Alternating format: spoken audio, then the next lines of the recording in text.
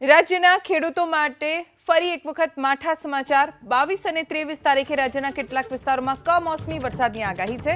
આગાહી હવામાન નિષ્ણાત અંબાલાલ પટેલે કરી છે।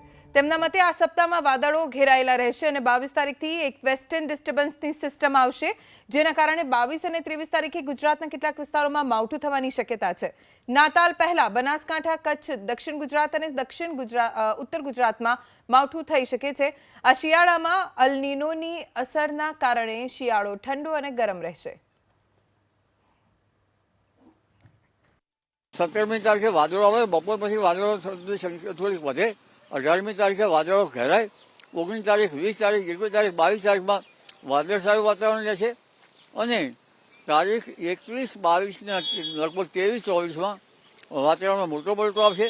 નાતાલ પૂર્વે માવઠું થવાની શક્યતા રહેશે, જે ખાસ કરીને ઉત્તર ગુજરાતના બનાસકાંઠા વગેરે ભાગો, મહેસાણાના ભાગો, સમીઆટલા ભાગો, કચ્છના ભાગો તો ખરા જ, ઉપરાંત સુરેન્દ્રનગરના ભાગો અને ઉત્તર સૌરાષ્ટ્રના ભાગોમાં તેમજ આ માવઠું જે છે એ લગભગ દક્ષિણ ગુજરાતના ભાગો, દક્ષિણ સૌરાષ્ટ્રના ભાગોમાં પણ થશે।